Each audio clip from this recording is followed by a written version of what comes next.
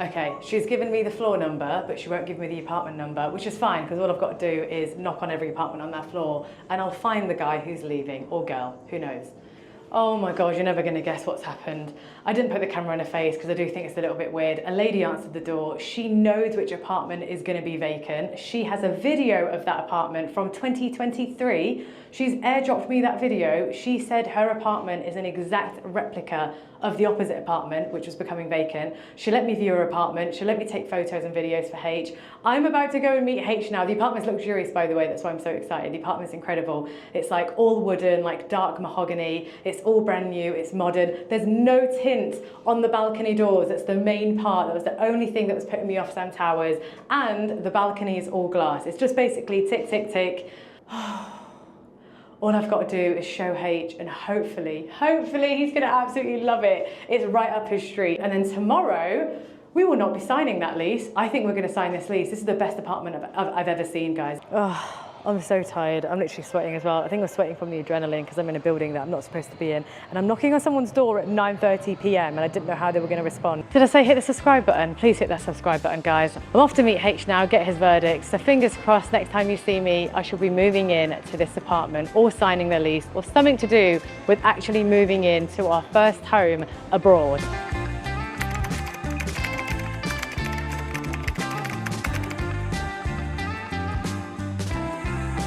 But we haven't seen, so how can I sign? Here we go, guys, contract.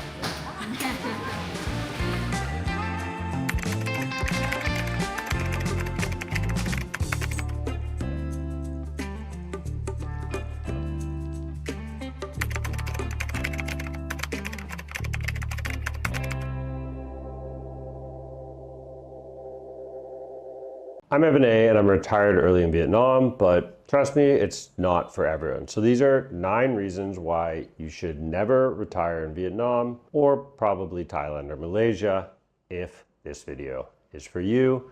If it's not, power to you. I'll see you here at the beach or the bar or the cafe, and we'll enjoy a drink together. But trust me, it's not for everyone. So if you're thinking about retiring in Vietnam, this video is definitely for you, or if it's thinking about Thailand, that's one of your options, it's for you. You've seen the videos, guys just like me, drinking coconuts on the beach, claiming they live like kings for 1,200 bucks a month. Yes, it's possible. Yes, it's doable.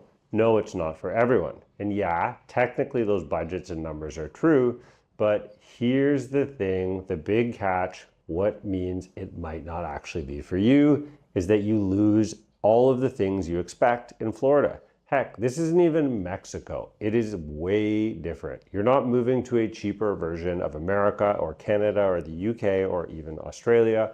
You're moving to an entirely different side of the planet. One that will chew up the soft, entitled strip mall version of you and spit you out into the humidity 6 months later. You're stressed about what to do after your first 90-day visa. Most of you only last 89 days. The rewards are incredible, but this lifestyle is just straight up not for everyone.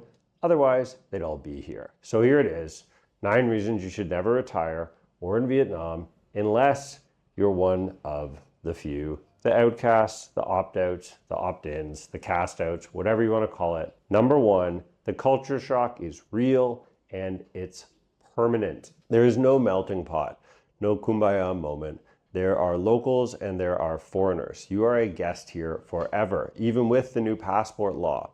You can learn the language, marry in, raise kids, you'll still be an expat. Welcome, respected, sometimes admired, but never local. And if you're the type who needs to be understood or validated, you're gonna suffer because of that, because the culture is not built around you here. It's built around people who are actually from here. And you have to adapt to their ways, not the other way around. The first few weeks are a dream, vacation, cheap food, sunshine, friendly smiles, but the grind will set in. Babies on motorbikes, karaoke's at midnight, smoke in the cafes, trash fires at dawn. You'll want to fix things. You can't. You'll realize this isn't Asia as you imagined. It's real life, and real life here doesn't bend to your Western comforts. You didn't come here to change it. You came here to change you. So you're gonna have to work on that. In the West, you expect systems and order. In Southeast Asia, everything lives in a gray area. Traffic lights are suggestion, paperwork is performance art. Sometimes it's charming, sometimes it's chaos, but that's the point. If your instinct is to fix it, you'll go crazy. If you can loosen your grip, you'll start to see there's rhythm beneath the chaos at surface level. But the culture shock strips you bare. All your expectations, your entitlement, and your invisible Western armor will slip away. It will humble you.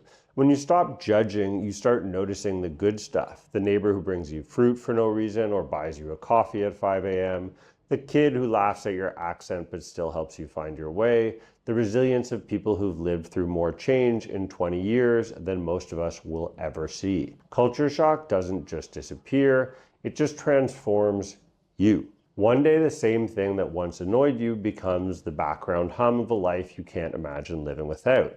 If you can't adapt, you will have to find a new you. If you can't, stay home. But if you can, that's where the real transformation begins in a new life, retired and living overseas. Number 2, healthcare is not plug and play. It doesn't matter how modern it's got. Southeast Asia's healthcare is a tale of two worlds, as far as I'm concerned. In Saigon, Bangkok, or Hanoi, private hospitals are immaculate, air-conditioned cathedrals of efficiency where you can get an MRI, a diagnosis, and a cappuccino before your American insurer ever returns your phone call. But if you step outside the big cities, the story can change fast. A motorbike accident on a rural road might end at a roadside clinic lit by a nurse's phone flashlight with a cat on the counter and no doctor after 5 p.m. The infrastructure gap is real and locals know it. That's why families drive hours for hospital appointments in town. Public hospitals like the one in Da Nang 199 are often packed and chaotic. Fans instead of air cons, hallways full of waiting families, nurses shouting names in a language you don't understand. You wait, you pay cash, you smile. The private system solves most of that, but it isn't free. Expect $40 to $60 for checkup, $200 to $400 for an ER visit, and $1,000 to $3,000 for small day surgeries. Major emergencies can mean 5-figure hospital bills or medical evacuation to Bangkok or Singapore or back home.